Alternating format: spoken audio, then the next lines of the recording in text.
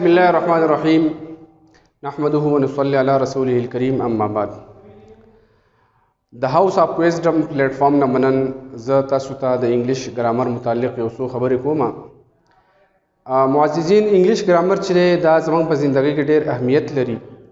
कमंग अवता सु गुरु अक्सर टेस्टों ची NTS FTS दगरंगी द माशुमानो द पारा चिकम ईटा टेस्टी पागी की इंग्लिश ग्रामर ना अक्सर ढेर ज़्यादा क्वेश्चंस राजी और पागे की भी माशुमान और मंगा होता सो कन्फ्यूज़ हो यार मतलब नो दागे पारा इंग्लिश ग्रामर इज़ द कोल दैट इज़ ज़रूरी इंशाअल्लाह अज़ीज़ मंगो बदासी तरीक़े बांधी इंग्लिश ग्रामर इज़ द को दगा टेस्टों के भी मंग तहीस मुश्किलात नहीं नो ज़मन द नई लेक्चर चिरे आगा मौजू टेंसेस इज़ द कोल ढेर ज़रूरी द यो मुअस्सर गुफ्तगू द पारा टेंसेस इज़ द कोल द यो जबे दा इंतहाई ज़रूरी दी मंगा होता सो गुरु यो मा पुखा कमेंट्री ढेर ज़्यादा औरदा क्रिकेट जमा ढेर ज़्यादा ख्वाह वो मा क्रिकेट के तो अक्सर अफरीदी बच्चा को वाला कमेंटेटर बरूस हुए अफरीदी हेड्स सेक्सेस नो मा बजेन की बताओ चाहो चक्का वहल पास्ट टेंस थे और प्रेजेंट टेंस इस्तेमाल दा वले नो बिया रुस्त चिकल मा टेंसेस दकल मा पता वले दा ची अफरीदी हेड्स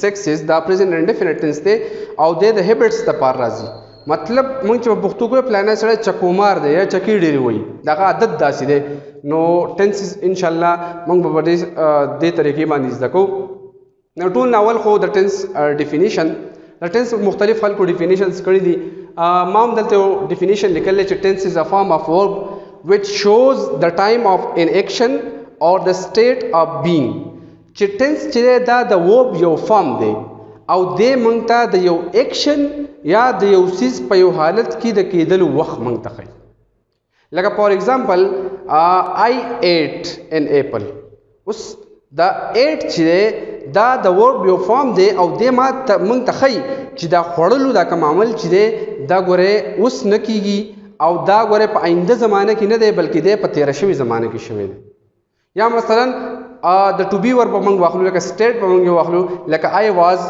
अ किड जयो माशूम माज नो मतलब दलता दा वॉज चिरे दा टू बी वर्ब दे और दे मुंग तखई चे मतलब दा माशूम के दल चिरे दा 13वें ज़माने की शू दा हालत दा माशूम तो दा हालत शू दा 13वें ज़माने की मंग टेंस से शुरू को खो लेकिन द टेंसेस नमक की बा मंग योसू खबर इस दको आगे ढेर ज़्यादा ज़रूरी दी जगह मंग होता सो उमूमी फिजादार मंग द टू डू वर्ब न टेंसेस इस दको टू बी और टू हैव न इज़ को बिया अक्सर मंग तो ढेर ज़्यादा कन्फ्यूजन ही लेकिन मसलन यो सड़े मंग तो वो आई एम अ बॉय दा कम टेंस थे नो आई एम अ बॉय वस पदी के खो एम वर्ब रागले वस दा कम टेंस थे और मतलब या ही इज अ बॉय दा कम टेंस थे नो मतलब कम ढेर हाथ वो कम बताओ वो दा प्रेजेंट इंडेफिनिट टेंस थे कम वर्ब न दे द टू बी वर्ब न दे नो मंग खुद बिया अक्सर दा कैदी वीली छे द चिकला सब्जेक्ट थर्ड पर्सन सिंगुलरी और प्रोनाउनी या नाउनी नो दागे सर मंग पर वर्ब के एस या ई एस को नो ही चे द थर्ड पर्सन दे सिंगुलर दे प्रोनाउन दे और प्रेजेंट इंडेफिनिट टेंस दे नो दे एस सर होता एस या ई एस वाला को नो मंग बिया बदे की मतलब इन खलु मंग पिन पुयो नदी वजना योसु खबर मख की tenses the shore cone is दको जमन सर चले द अंग्रेजी यो जुमला हम बगैर द वर्ब न नाराजी और द वर्ब बुनियादी चीज़ आगा दरे किस्मों दी यो जमन सरा टू बी वर्ब दे यो जमन सरा टू हैव वर्ब दे यो जमन सरा टू डू वर्ब दे टू बी वर्ब और टू हैव वर्ब दा मखसूस थी ददी यो लिमिट टे आगा मंग इज दकू और टू डू वर्ब दागेन अलावा ची कम नूर वर्ब ने आगा टू डू वर्ब भी टू बी वर्ब चे आगे जमन सरा first form present form basic form या इन्फिनिटिव आगा जमन सर दे बी इज एम आर और पास्ट फॉर्म या सेकंड फॉर्म दागी जमन सर दे वॉज अ वर्ब और द to be verb third form या पास्ट पार्टिसिपल फॉर्म चिरे आगा जमन सरा बीन BEEN और द टू बी वर्ब जमन सरा जेरेंड या प्रेजेंट पार्टिसिपल फॉर्म चिरे आगा बीइंग दे BEING दा जमन सर टू बी वर्ब शो दे जो कम से किता सुई नहीं दा टू बी वर्ब भी और पजेन के बदा खबर नक दई जो मतलब कम से टू बी वर्ब भी दा हेल्पिंग वर्ब भी अक्सर मंग वो हेल्पिंग वर्ब जमन जेन direct to is am are और दी सीधा हेल्पिंग वर्ब दे हालांकि दा बाहर से की हेल्पिंग वर्ब नहीं लगता तो मख मायो सेंटेंस हुई ही इज अ बॉय नो पदी के दा इज चिरे दा गोरे हेल्पिंग वर्ब न दे दा main verb they نو دا یاد ساتئ چې په کوم ځای کې هم بین لیدو بینګ ولیدو ایز ایم آر ولیدو بی ولیدو واز لیدو ور ولیدو هغه ټول به څه دا به ټو بی ورب دا به ځان سره یاد کړئ دا ټو بی ورب شو. د دې نه علاوه زموږ سره یو بل ورب دی د ورب یو بل قسم دی هغه ټو هیو ورب دی. د هغې پریزنټ فارم بیسک فارم او یا انفینیټیو یا فرست فارم چې دی هغه هیز دی او هیو دی. هیز د سنګولر سره راځي او هیو د پلورل سره راځي. اور داغی سیکنڈ فارم یا پاسٹ فارم زموږ سره هیډ دی او داغی تھرڈ فارم یا پاسٹ پارټیسیپل فارم زموږ سره هم هیډ دی او داغی جیرنډ یا پریزنٹ پارټیسیپل فارم زموږ سره هغه هیوینګ دی. پریزنٹ پارټیسیپل او جیرنډ کې څه فرق دی ان شاء الله داغی وضاحت کوو. او دا د دې دواړو علاوه چې څومره وربونه په دنیا کې دي هغه ټول ټو ډو ورب دي لکه ایټ ډرینک گو دا ټول ټو ډو ورب دی. او دغه ګروپ لمنګ ټو ډو زرک د نوم یې خو دی چې په دغه ګروپ کې صرف دا ډو دا فارم نه دی خاص دا ډو دی پکې به طور هیلپینګ ورب هم استعمالیږي او مین ورب هم استعمالیږي او باقي چې څومره اقسام دي هغه هیلپینګ ورب نشي استعمالیدی. نو ځکه دغه ټول ګروپ ته موږ ټو ډو ورب وایي. نو د ټو ډو ورب فرست فارم پریزنٹ فارم بیسک فارم یا انفینیټیو چې دی هغه ډو ډز او سیکنڈ فارم او پاسٹ فارم چې دی هغه ډیډ او تھرڈ فارم او پاسٹ پارټیسیپل فارم چې زموږ سره دی هغه ډن دی او د هغې پریزنٹ پارټیسیپل یا جیرنډ چې کوم دی هغه زموږ سره ډوینګ دی. نو امید لرم تاسو به د ورب دا قسمونه زده کړي. د دې نه بعد بیا زموږ سره دویمه خبره دا ده چې په جیرنډ او په پریزنٹ پارټیسیپل کې څه فرق دی. لکه ورب آئی این جی ورب پلس د ورب فرست فارم سره همیشه آئی این جی لګي. د ورب فرست فارم پلس آئی این جی چې دی دی زموږ سره به جیرنډ کم ځای کي او دی به زموږ سره پریزنټ پارټیسیپل په کم ځای کي.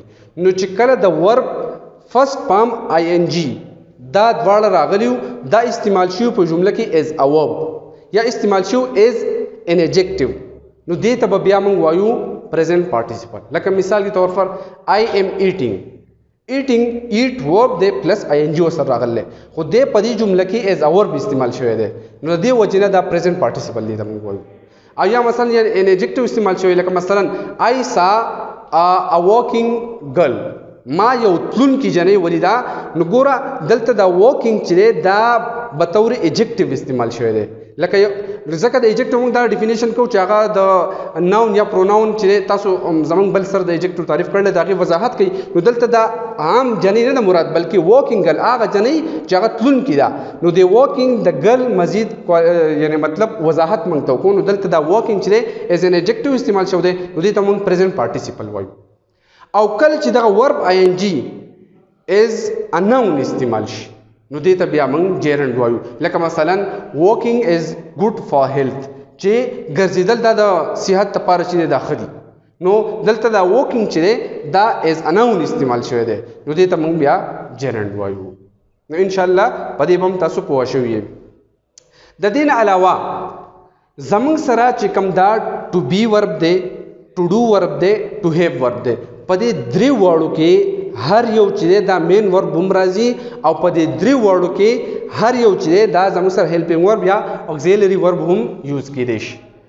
اوس په دا ټو بی ورب به اول موږ راواخلو چې دی به په کوم ځای کې هیلپینګ ورب راځي. نو ټو بی ورب چې دی د هغې اولنی فارم راواخله بی ایز ایم آر دی زموږ سره په پروګریسیو کې یا په کنټینیوس کې دی زموږ سره به طور هیلپینګ ورب یوز کیږي.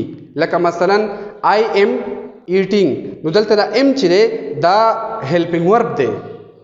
هی از ایټینګ از هیلپینګ ورب دی. دے آر ایټینګ آر هیلپینګ ورب دی. په پریزنٹ اینڈ ډیفینیټ ټینس کې په پریزنٹ کنټینیوس ټینس کې پروګریسیو سوري په دې کې ټو بی ورب چې دی دا به طور هیلپینګ ورب استعمالیږي. بیا په پریزنٹ کنټینیوس دا مثالونه مو وي.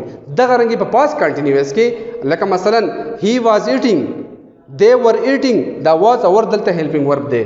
او دغه رنګي په فیوچر کنټینیوس کې به هم ټو بی ورب زموږ سره به طور هیلپینګ ورب استعمالیږي. لکه هی ویل بی ایټینګ دلته دا ویل بی چې دی دا هیلپینګ ورب یوز شوی دی. او د دې نه علاوه په پیسیو وایس کې هم زموږ سره ټو بی ورب چې دا به طور هیلپینګ ورب استعمالیږي. دا غي دغه ایز ایم آر واز ورب چې کوم فارم دي دا زموږ سره په پیسیو وایس کې هم په طور هیلپینګ ورب استعمالیږي. مثلا لکه ان ایپل از ایټن an apple was eaten, an apple will be eaten. No, is eaten is helping verb show. Was eaten, will be eaten. The was, will be او the is دا passive voice دي او دا زموږ سره به توري helping verb یوز شو. نو ګوره موږ ته پته وایي دا چې to be verb چې دی دا به صرف په دغه ځای کې helping verb یوز کیږي. اوس د دې دا مطلب نه چې هر ځای کې ته to be verb نه او دا helping verb دی نه، دا به صرف په continuous کې او که present او که past او که future دي او په passive voice کې به دا په present indefinite کې past indefinite passive voice, present indefinite passive voice او د future indefinite passive voice کې به دا به توري helping verb یوز کیږي. د دې نه بعد زموږ سره to have verb دی. دا نور دوا آسان دي. دا یو دغه to have verb ګوره څومره چې perfect tense دي کنه پاغي کې به زموږ سره to have verb چې هغه به توري helping verb استعماليږي. لکه present perfect راوخلا I have eaten the meal, he has eaten the meal او دغه رنګ هډوم دغه سیکنډ فارم به تور هیلپینګ ورب راځي لکه they had eaten the meal او دغه چې کوم has have او had درې واړه دغه رنګ دغه چې کوم کنټینیوس ټنسونه دي دا پرفیکټ په ټولو کې to have ورب به تور هیلپینګ ورب یوز کیږي. او د دې نه علاوه زموږ سره پات شو to do ورب. نو to do ورب چې د to do ورب صرف د do فارم د سپیسیفیک د do فارم چې دا په present indefinite یا په present simple tense کې په negative کې او interrogative کې د زموږ سره به توري helping verb په present indefinite tense کې استعماليږي. لکه مثلا he does not eat an apple every day. نو ګوره دلته دا does not چې دا does دا په توري helping verb یوز شو دی او دا موږ ویو دا do form چې دا do verb first form دی. او یا مثلا does he eat an apple every day. نو دا does چې دا به توري helping verb استعمال شو دی. دغه رنګي they do not eat an apple every day. do they eat an apple every day. نو دا do چې دا به توري helping verb استعمال شوی دی. دغه رنګي په past indefinite tense کې هم په negative interrogative کې زموږ سره to do verb به توري helping verb استعماليږي. لکه مثلا they did not eat an apple yesterday.